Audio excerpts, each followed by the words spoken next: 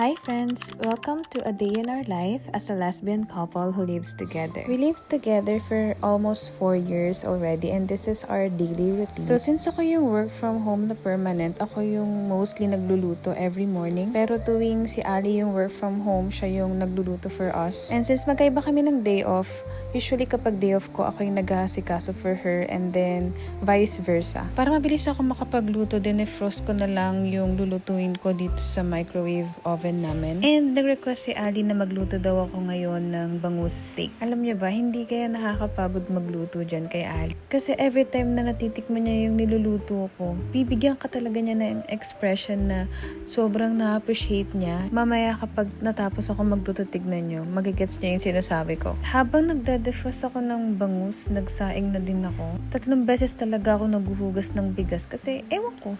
Para kasing ang dumi-dumi pa rin niya kahit 2 beses, 3 beses mo na siyang hinuhugasan. Kaya hanggat may nakikita akong malabo dyan, hindi ko yan isasaing. Nag-boil na rin pala ako ng egg kasi ayoko ng masyadong maraming kanin.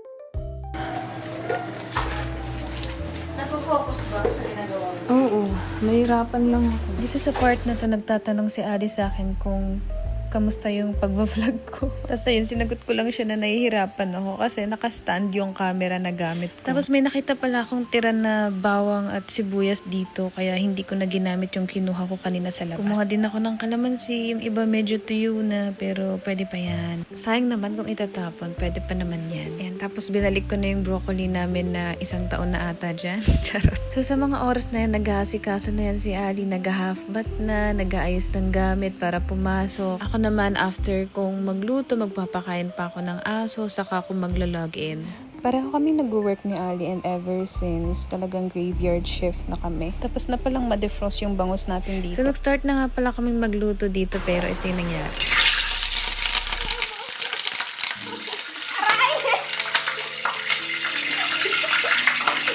Ano? Nawala yung aesthetic mo.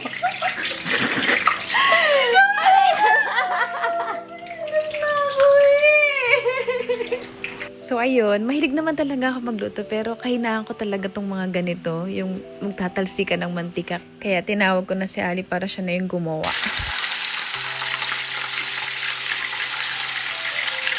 Ayan, habang piniprito ko yung bangus, gagawa na rin ako ng sauce para mamaya. Almost 4 years na nga pala kaming live-in ni Ali. And sa 4 years na yun, never niyang pinasakit yung ulo ko as in. Papasok lang yan, tapos kapag kauwi na, diretso bahay. Pag weekends, kaming dalawa lang yung magkasama. Pareho kasi kaming introvert and wala kaming ganun kalaking circle of friends.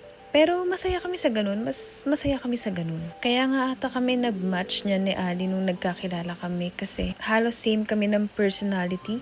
Sa mga interes, sa mga ayaw, marami kaming pinagkakasundo ang bagay. Pero hindi kami perfect couple Siguro ang masasabi ko lang sobrang gaan ng life na kasama siya. Kasi pareho kami ng perspective sa buhay na diretso lang sa goal, ganun. And tapos na sa mga gimmick, barkada, wala na. So dito, siya na yung pinagbabaliktad ko nung bangus kasi ewan ko, takot talaga ako sa ganyan. Naghiwa na din ako ng mga igigisa ko mamaya, bawang, sibuyas, tapos sili. Mahilig kasi kami pareho sa maanghang ni Ali kaya ayun. Ito ang pinakayokong ginagawa sa steak, yung kailangan perfect yung pagkakabilog ng mga sibuyas. Nakakala mo ilalaban sa MasterChef. Ayan, nagigisa na ako dito. Si Ali, every time na nagigisa ako, lagi yan sasabihin, ang bango naman, ang sarap. Kaya minsan di ako naniniwala kung nasasarapan pa talaga sa niluluto ko yan. Unang bubola na lang, kasi gisa pa nga lang ginagawa ko. Ang bango, ang sarap. Ewan ko ba dun? So, iingatan mo lang na hindi masunog kasi kapag nasunog yung mga ginigisa mo dyan, hindi na yan masarap. Then after niya, nilagyan ko lang ng toyo. Hindi masyadong marami para hindi maalat. Pero pwede naman yan i-adjust mamaya. Sa mga gantong luto ko, hindi ko yan binibilisan, hindi ko rin tinatagalan. Sakto lang. Tapos, meron pa akong isang tip tuwing nagluluto ako para masarap siya. Lagi kong sinasabi kay Ali, pa nagluluto ako, dapat hindi ako bad trip. Kasi pag bad trip ako, malalaman niya yan sa lasa. Naglagay na ako ng kalamansi dito and then water. Hindi masyadong marami yung water para mabilis siyang ma-adjust mamaya. Tapos dito, tinatry ko i-focus pero ayaw talaga niya mag-focus. Bakit ayaw? At dahil hindi ako fan ng mahabang pasensya, ayan, tinigilan ko na lang. Naglagay lang ako ng 2 tablespoon of oyster and then 2 tablespoon din ng sugar. Huwag masyado kasi ayoko nung sobrang tamis naman. Tapos, tinunaw ko lang siya ng kaunti. Nilagay yung paminta, sili, and then halo. Para magsama-sama na sila dyan. And then tatakpan ko. Papakuluin ko lang yan ng saglit. So, after mapakuluan, ayan na siya. Medyo lumapot na siya ng kaunti. Pero mas gusto ko pa siyang malapot kaya nilagyan ko siya ng cornstarch na may water.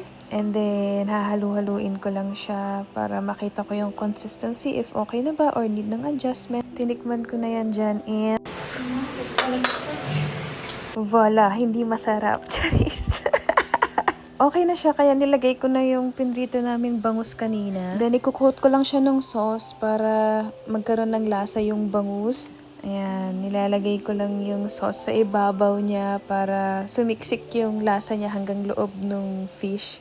Then, okay na siya. Nilagyan ko na ng sibuyas. Yung pinerfect ko talaga yung pagkakabilog. Kasi medyo OC ako eh. Ayoko talaga ng hindi ko na pa-perfect ang mga bagay-bagay. Then, after nyan, papatayin ko na yung apoy. And then, iluluto ko yung sibuyas sa init na lang. So, habang inaantay ko si Ali na magasikaso, nagliligpit na ako dito. Ayoko kasi nang makalat tuwing nagluluto ko. Gusto ko after ko magluto, malinis lahat. Pati yung lababo, yung hugasan. Para pagtapos namin kumain, unti na lang yung hugasan ko, di ba? Sobrang init tuwing nagluluto kami dito sa bahay namin kasi walang exhaust fan. Wala ding bintana dito banda sa kusina. Bale, nakabukas lang yung pintuan namin sa sala tuwing nagluluto kami. Binabalatan ko na rin yung mga egg dito. Ayan, tapos na si Ali mag half bath and magbibihis pa yan siya. Kaya hinugasan ko muna yung mga pinagamitan ko kanina nung nagluto ko. May mga time na nag-i-insist si Ali na tumulong sa akin magluto, maghugas, bago siya pumasok.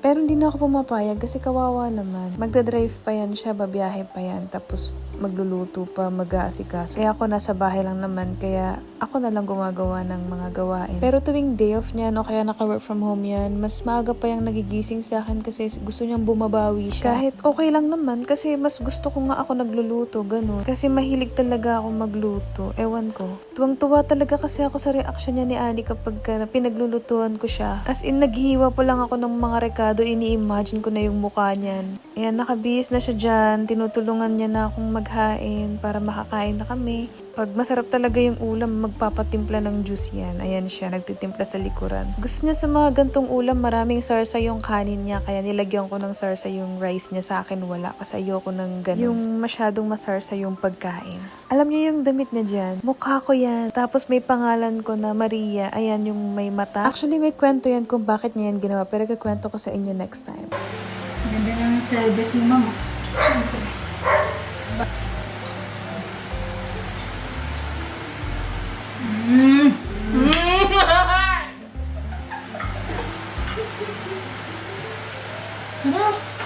Diba? Ganyan siya mag-react lagi kapag nagluluto ko. Pero ewan ko ba dyan?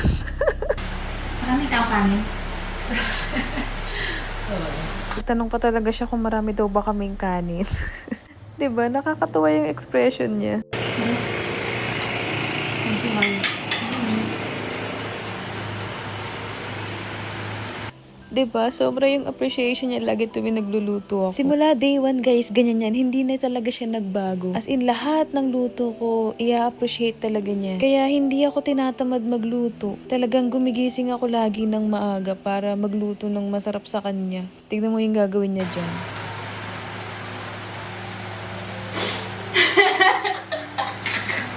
Sila ang layo.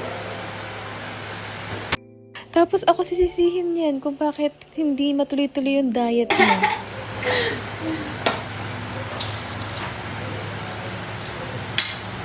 May mga times kasi kami na nagpa-plan kami mag-diet. Tapos bigla ko siyang titirahan ng, ay bukas, pork sinigang yung ulam. Bad trip na siya niyan. Pero yung bad trip niya para siyang kinikilig.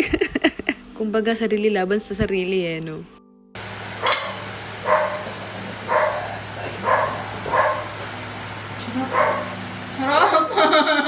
Iniyaan ko na siyang matapos kumain dyan. Pero kahit tapos na siyang kumain, tuwa pa rin yan. Balat na lang ang tinira niya, then approve daw. Approve kay bossing. May part Thank you, I love you. Masa.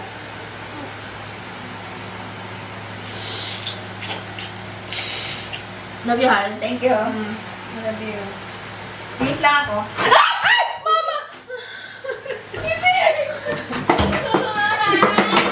Ang angas-angas pero ganun siya sumigaw sa ipis. Ano? Nakita kasi siya ng ipis kaya yun. Tingnan mo, ah. Lana!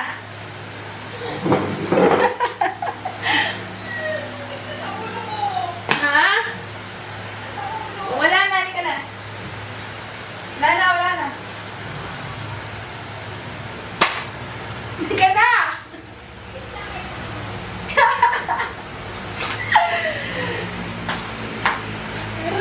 Yung mga alaga naman namin ang kakain. Ako na yung nagpakain ng mga dogs namin. Ayan, napagalitan pa. Masyado kasi siyang masaya. So, hanggang dito na lang. Thank you guys for watching. Bye!